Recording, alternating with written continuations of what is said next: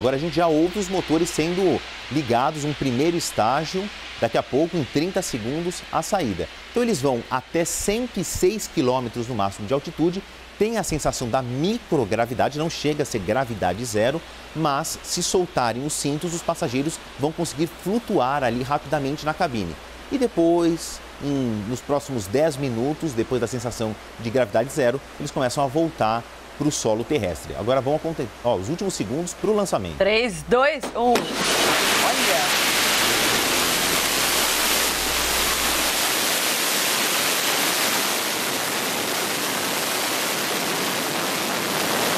Foi lançado então o foguete da Blue Origin. Olha só. É uma imagem brilhante, belíssima, impressionante. Mas para o centro de comando é um dos momentos mais tensos de toda a missão, que agora eles têm que checar a altitude, velocidade, ganho de aceleração, se todos os sistemas estão funcionando precisamente. Se num avião comercial a gente sabe que o momento da decolagem do pouso são os mais preocupantes, imagina num foguete aí que deve chegar a 3.500, 3.700 km por hora. Pois é, num voo, num avião, a velocidade é o quê? De 900 km por hora? Em alguns momentos, chamado voo de cruzeiro, ele varia entre 800 e 1.000 km por hora. Esse aí está indo quase 3,5 vezes mais rápido. Nesse momento é a chamada aceleração. Ele continua subindo com velocidade que vai aumentando, porque a aceleração vai aumentando. Aí você se perguntava no segundo grau, no ensino médio, por que você aprendia que a velocidade da aceleração, da gravidade, era de 9,8 metros por segundo? Tá aí a prova. Se a aceleração da gravidade é essa, o foguete ele tem que romper ao contrário. Então, por isso que ele tem que subir acelerando. Porque se ele não ganhar essa velocidade progressivamente, a força da gravidade, que é um dos elementos mais fortes da nossa natureza, puxa o foguete de volta para a Terra. Então, isso explica por que ele tem que sair ou alcançar uma certa altitude num curtíssimo espaço de tempo, porque senão a aceleração da gravidade é maior do que esse impulso que os motores estão dando.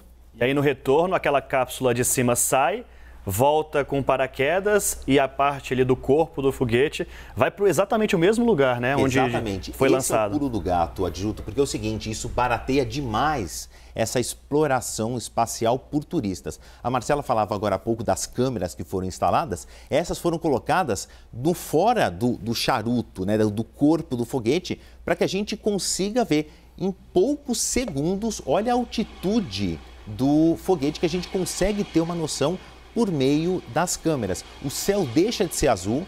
Agora, a gente percebe com aquele anel de vento que ele alcançou mais um Mach, Ou seja, ele passou de mais uma etapa da velocidade do som. Aí ele já passou da primeira velocidade do som, e agora ele deve estar chegando em Mach 2. Ele deve estar aí, talvez, a 2.500 km por hora. É impressionante a imagem, muito legal de acompanhar. Mais um, o segundo voo, esse da Blue Origin, Já tem um outro que já foi feito. Pois é, a gente já teve outros 2 exemplos de outras 2 companhias. Então, são 3 grandes empresas internacionais que correm com esse turismo espacial. A Virgin Galactic, de um bilionário também, todos são bilionários aí nesse caso, de um bilionário britânico, o Elon Musk, que é o dono da SpaceX. Essas 2 empresas que eu me referi agora já fizeram os voos espaciais com seus respectivos turistas, convidados e tudo mais. Agora a gente está acompanhando o segundo voo da Blue Origin, lembrando que o primeiro foi em 20 de julho. Essa imagem é a cápsula se desprendendo? Exatamente, agora está havendo o desprendimento. Então, a cápsula agora está deixando o foguete. O que a gente consegue ver nesse anel iluminado é o reflexo da luz do sol, da luz do dia, batendo ali na parte superior do foguete, que já começa um processo de retorno à base.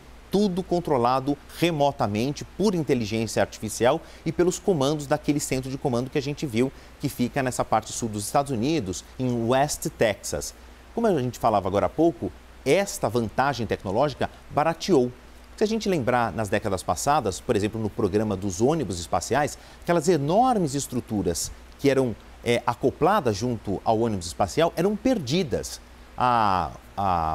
O disparo, vamos chamar assim, o lançamento de um ônibus espacial custava na casa dos 350 milhões de dólares, porque grande parte da estrutura, os motores, os tanques de combustível eram perdidos. Agora não, essas empresas privadas criaram uma segunda tecnologia em que o motor volta para a base, o tanque de combustível volta, é claro, é passado depois por uma revisão dos equipamentos, é recolocado o combustível e ele está pronto, teoricamente, para um segundo voo, se não houver avarias mais graves. E a cápsula? Vai seguir um pouquinho mais adiante, porque ela também tem um motor ali, numa parte, vamos imaginar que ela tem uma espécie de uma saia embaixo, naquele ponto de conexão do foguete com a cápsula. Ela tem um motor auxiliar que ajuda nesse trecho final da subida, na estabilização desses 106 quilômetros de altitude.